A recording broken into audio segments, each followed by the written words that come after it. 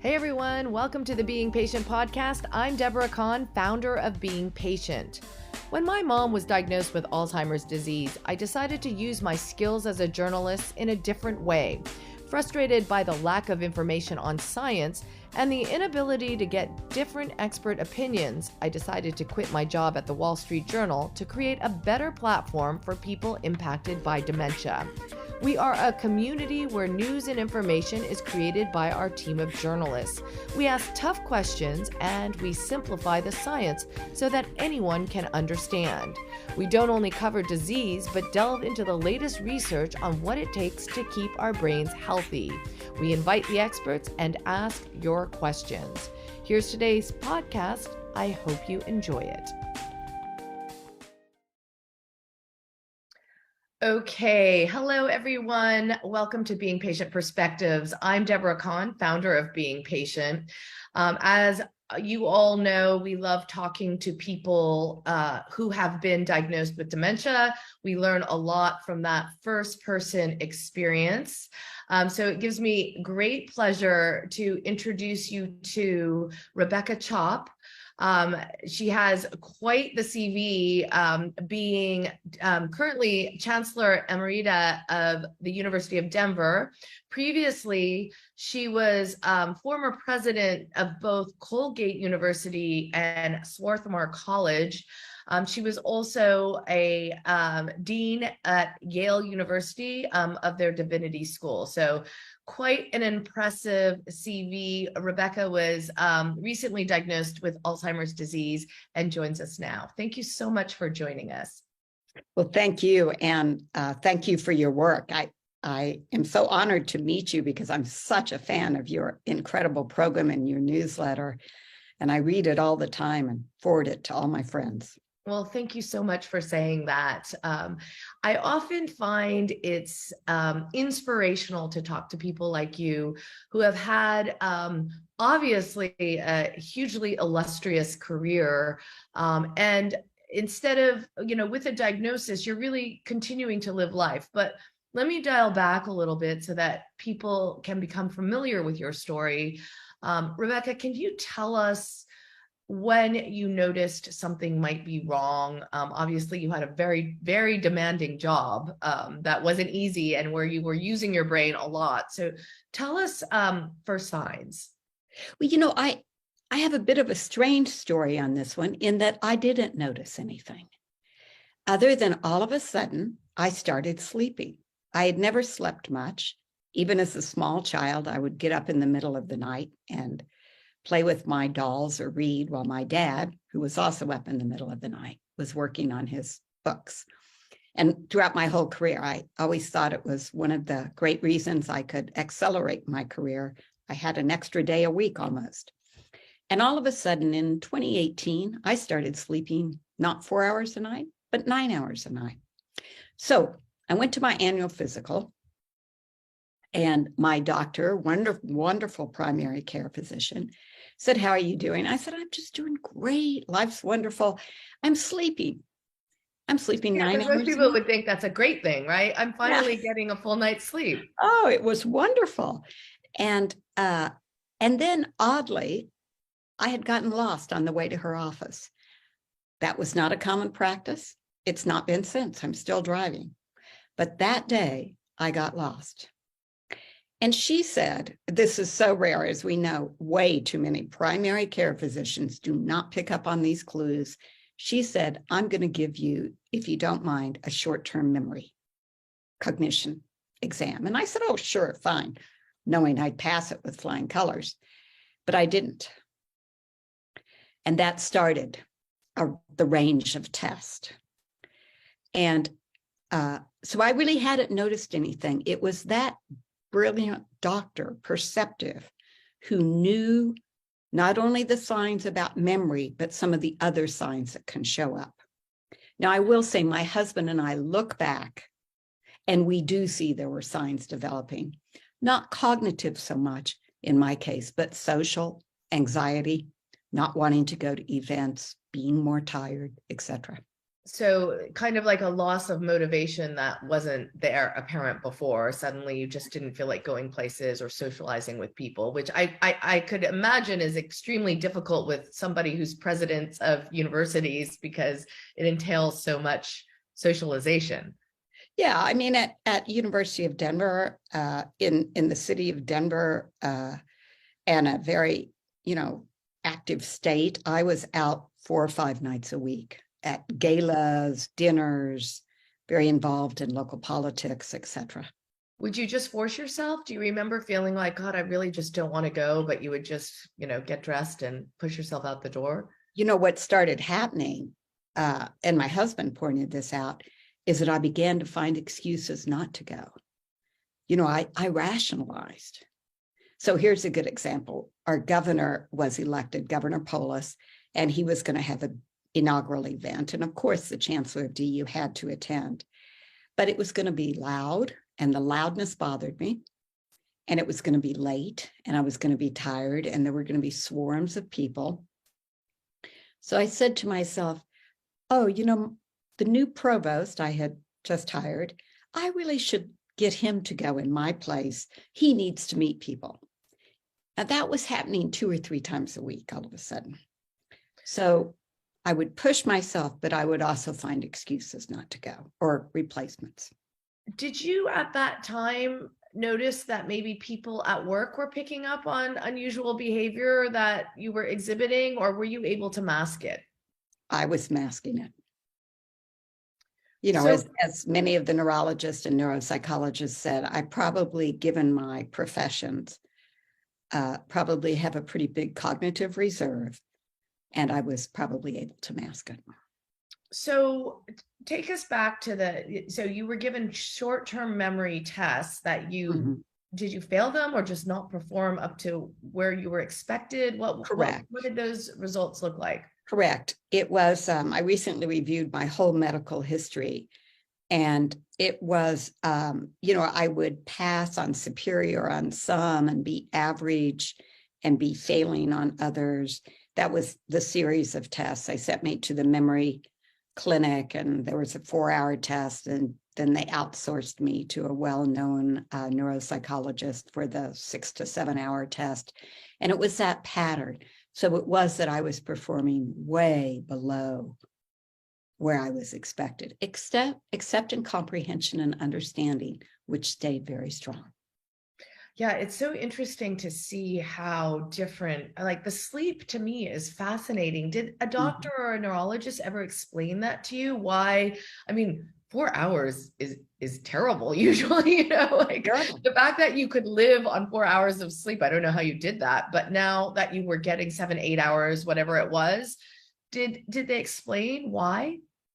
Not really on that one, although I have read that this is not uncommon, that people sleep more when they have Alzheimer's. And, who knows? I mean, I'm sure there is a scientific explanation.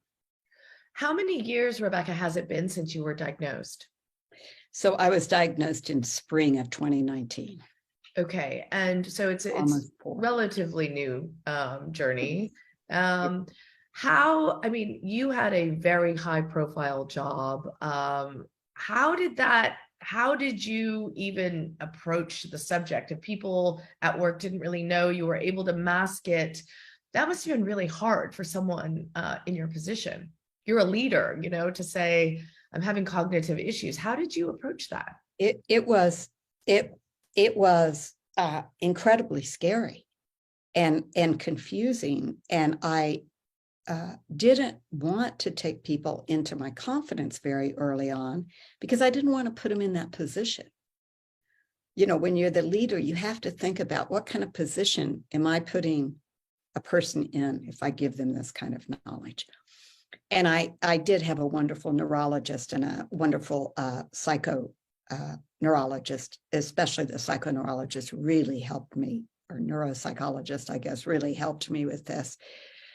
So I got the formal diagnosis in March. The academic year ends at the University of Denver in June. And my husband and I decided that I would step down that quickly. I probably could have kept it up for a year, but I had a very good provost who could step in, I knew, and I had a great team who could take over.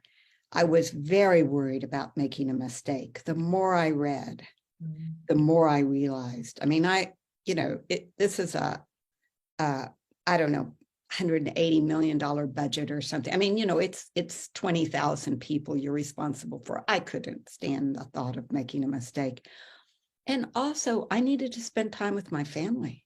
One neurologist had told me I probably have 3 years of good time before I started forgetting things and having trouble. So I was like, I only have 3 years. I wanted to spend time with my family, and I, wanted to have some time to spend with myself, because I had worked, pretty much 16 hours a day for at least 6 days a week for 20 years. I want to get into how you're living with Alzheimer's, because you certainly are doing that very well. But before that, I think this is, I mean, we've interviewed so many people who, just really kind of say, I can't do this anymore. For whatever reason, they don't disclose that they've been diagnosed with dementia. They step out of their job. A lot of people had very, like very high pressure jobs.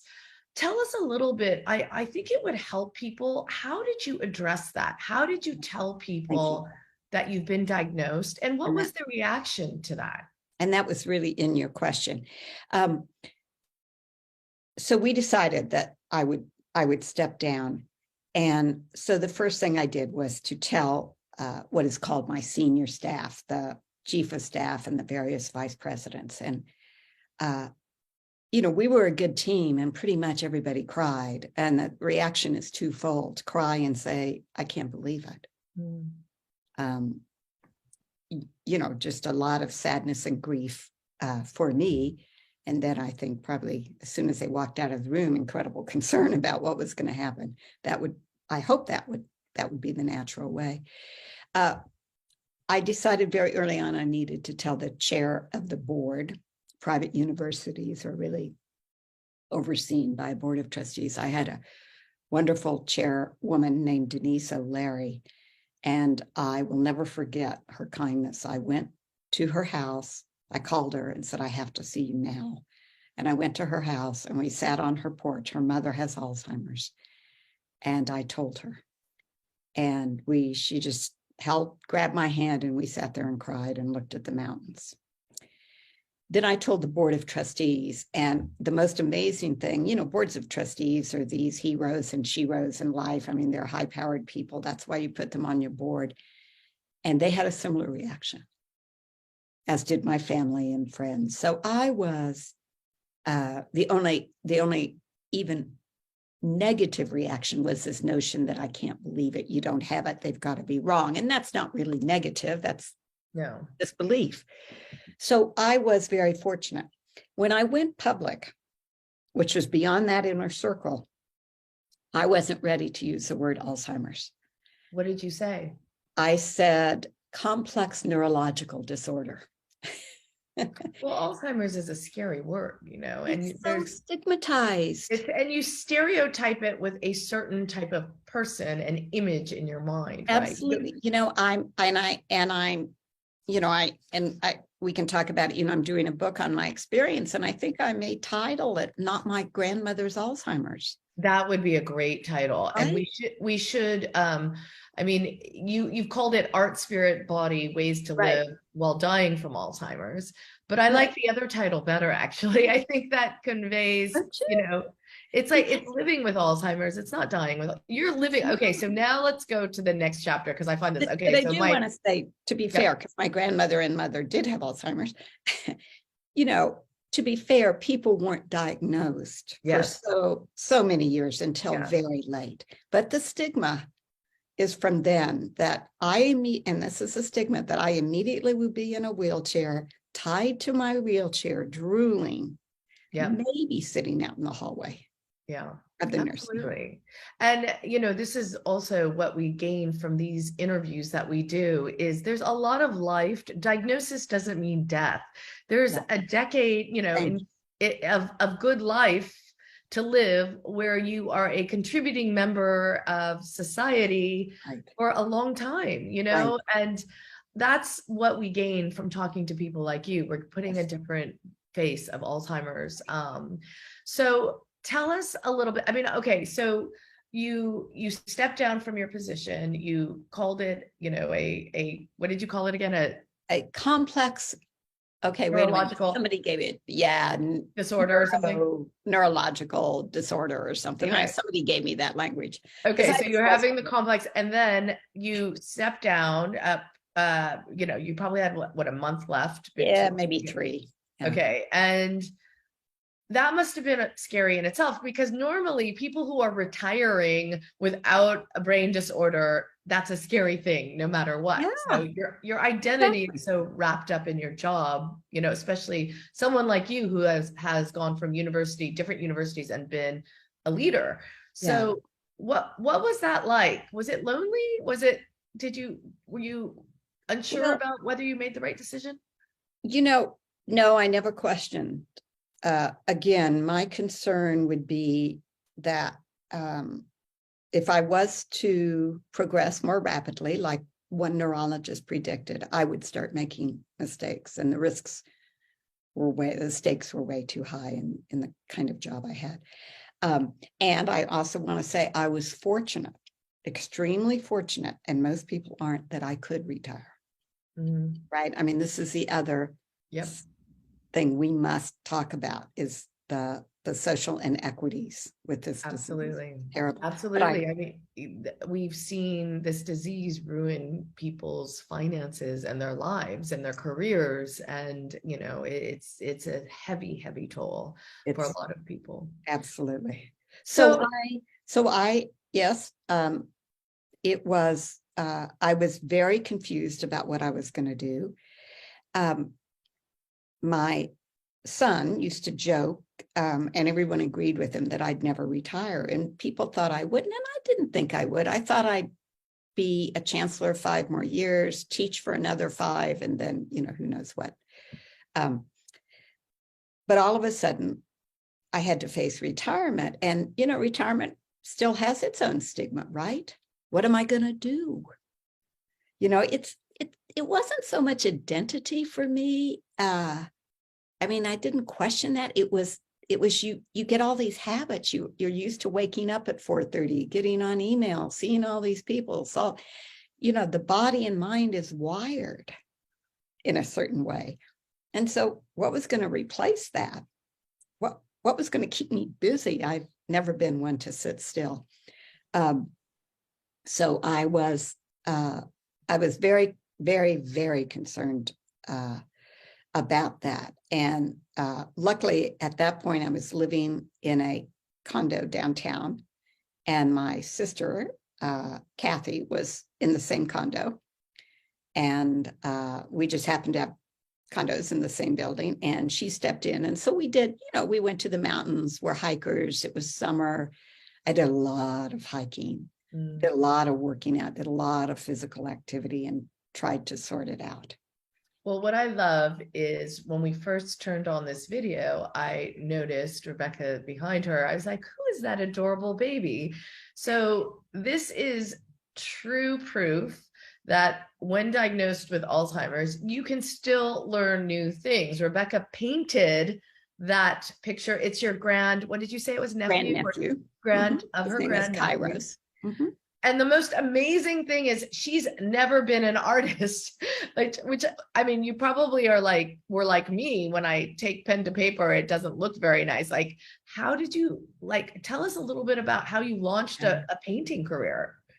Well, and I think this notion that you just mentioned, that you can, but also that you must, you must learn new things in these early stages. That keeps the neuroplasticity in your brain. It feeds your soul. It's easy to sit around and be depressed with this disease. it's easy to ask those questions and get into despair. The only antidote to that is to build up the other side. Cohen's beautiful phrase about light breaking through the cracks. You can focus on the darkness or you can focus on the light. So learning is a great way. So what happened to me was a friend, her name is Frances, called me after she learned. I told her, and then she called me back and said, I'm flying to Denver. You're going to learn to paint. She had been a college president, became a consultant, but painting was her hobby. And I laughed and laughed. She said, nope, get 2 friends and we're going to go paint. She got a cabin. And I thought, well, this was going to be good. They could paint. I took my sister and a friend, Serene, and they're kind of wild and creative. And I thought, well, they'll paint, the 3 of them. I'll hike and I'll do the cooking. Frances would hear none of that. We all had to paint. So she kind of forced me into it. And I kind of had a temper tantrum for probably the first time in my life. I didn't want to do this. But she got me to do it. She and I did 2 good paintings together. I came back. My sister said, let's keep going. I found great teachers. The teacher I had, Matt, who led me to this kind of painting, realism, is just phenomenal. And I discovered that when I was painting, I couldn't think about my Alzheimer's. And sometimes I could feel my mind stretch. And I loved it. And I didn't worry over much about the products. I mean, this I think is pretty good. His version of this was far greater, but I didn't care about that. It was the doing and the learning. Absolutely. So I love that notion. And we've heard other people say this as well. It's like, we interviewed a gentleman from the UK who rides his bicycle across the country because he says when he gets on his bike, he leaves Alzheimer's behind. Yeah. And I love that notion. It's like there are places and areas that you can take yourself into where your identity is not Alzheimer's. It becomes something else. It's really powerful. Right. And I think there's lots of research about flow and meditative practices, and all mute. Some people find it through music, some through gardening. My father, who did not have Alzheimer's but had he was an entrepreneur with a bunch of jobs, he restored cars, antique cars. And I remember him saying, when I get that wrench in my hand, I forget all about construction. So I think this is good brain health to create spaces you can go to that stress and that worry and that fear is not there. I mean, you've taken yourself, I'm looking at these paintings behind you and thinking, no one would ever believe that you weren't a painter. I was like, you must have artistic, talent in your family. Like that looks like it, it's amazing what you've done. Well, I think there's a wonderful book, and I'm just going to campaign on this for a minute, by Betty Edwards, Drawing on the Right Side of Your Brain. And the science has been a little disproven that there's a right side and a left side, but the point is still correct. Children dance and draw and sing before they read and write. We all have that talent, but we don't teach it, we don't cultivate it, etc. So it's a good side of every human being. Everybody can be creative, and it really is, I think, helpful psychologically and spiritually, but I'm convinced it's also helpful for those little neurons and things in the brains. Yeah, absolutely. I want to talk a little bit about your familial link to Alzheimer's. You mentioned your mom had Alzheimer's. Yeah. And then, and who else in your family? I think both my grandmothers had it. I come from a rural background in Kansas, very rural. And so my mother was diagnosed with, and I never get this right, I think it's a block, Lewy body. But that wasn't, the diagnosis was Alzheimer's. It was only one of my neurologists who said, I think it may have been Lewy's body, because she had a lot of the hallucination and paranoia. Yeah. But who knows, because again, she was in rural Kansas too. But she was diagnosed in her early 70s. I believe it started showing probably by mid 60s. We noticed signs, but again, she was very intelligent, and we did take her in for tests, and I think she figured out how to handle those tests until much later. So with a mom who had Alzheimer's and, probably grandparents, Yeah. did you fear Alzheimer's? Did you ever think, Yes. oh, because I mean, I know once my mom was diagnosed, I think about, wow, I might be on that road too. You can't help it, right? But did you? There is nothing I feared more. I mean, that and kind of what I called madness. And I'm sorry to use that term, but that was the term that I kind of grew up with. And it's a variation to me. I feared that more. I remember at times, we all do these kind of things. I'm willing to die of this, I'm willing to die of that, but oh my God, please, I don't want to die from Alzheimer's. That was my literally worst fear about getting older. So I was surprised with my diagnosis, but not completely surprised. Now, are you noticing changes? I mean, it's been since 2019 you were diagnosed, so it's been a few years. Are you noticing any changes, or do you feel like you have control because you're actually learning new things and, or has your husband noticed any significant changes since you've retired? Yeah, I think definitely my memory is getting worse, and I was the memory of the family. I remembered everything. So that's hard because he's not been used to playing that role. And right now we're trying to get how to calendar straight. We've tried everything and we cannot get it, and I can't remember. I was scared to death of forgetting this. I had it written in sticky notes everywhere. So I think I certainly notice memory. I continue to have a lot of social phobia, loud noise, all that comes with Alzheimer's. I used to have a phenomenal memory in terms of the capacity for understanding concepts. Memories, different types, and there's one type of memory remembers dates and times, another type of memory comprehension. My memory was so good that I could quote paragraphs from Hegel or philosophers or theologians. That's my background. Now, when I read a book, even if I take notes, 3 or 4 days later, it's very hard for me to remember what's in that book. Now, when I return to it, I can skim it and it comes back. Comprehension, understanding, people talking to me, understanding concepts. I'm in a number of book groups. When I review the book and I can have a good, rigorous discussion. But I'm certainly noticing things. But like I said, I'm still driving. I'm not driving into the city. My son lives nearby and he drives me into Denver, but I drive around my little rural suburban area I live in.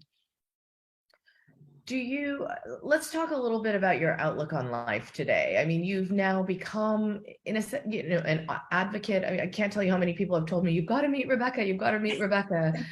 So you're carving a name in this space. What is it that you're trying to do with advocacy? Well, I think there are two things I'm trying to do. And of course, about the Voices of Alzheimer's group, which I'm a co-founder of.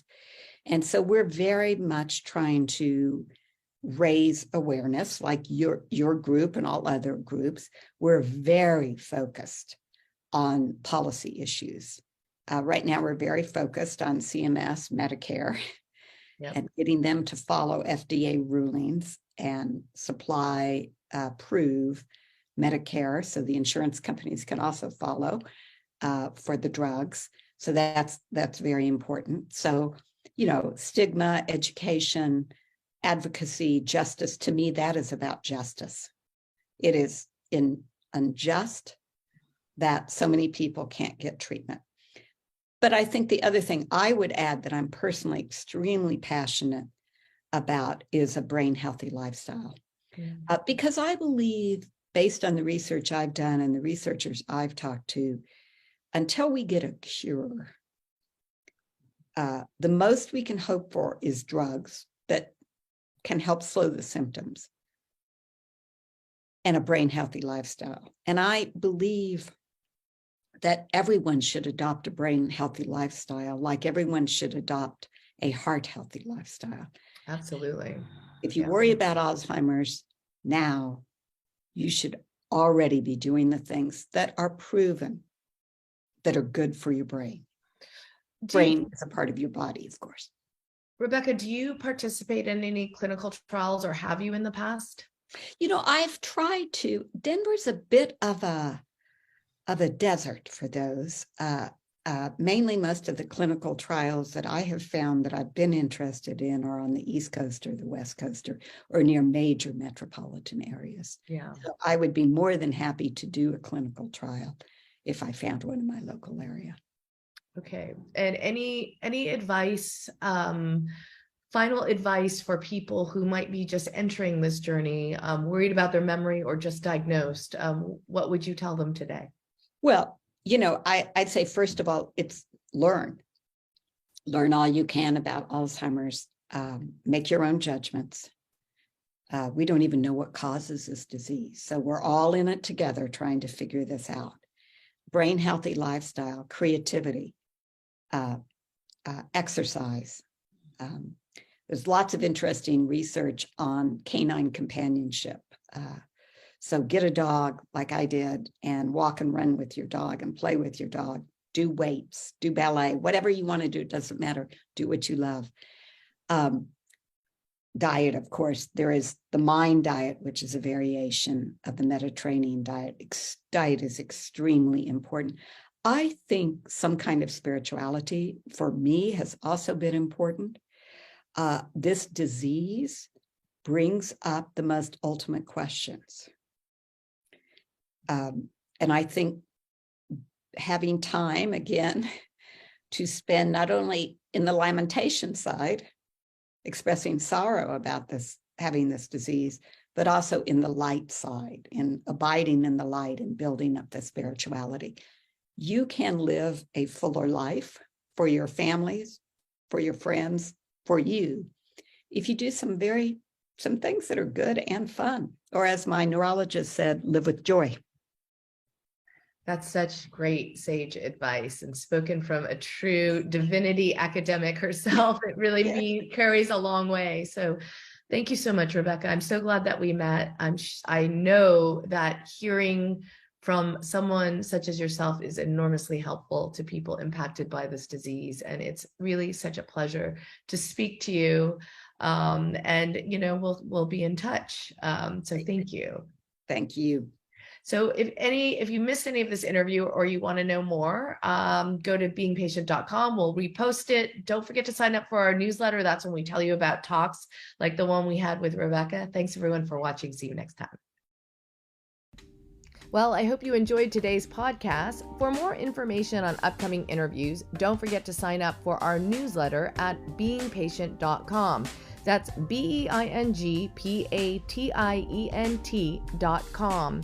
And send us any feedback you may have, whether it's someone you want us to interview or any comment about our podcast series. You can do so by emailing info@beingpatient.com. Thanks for listening, everyone. I'm Deborah Kahn.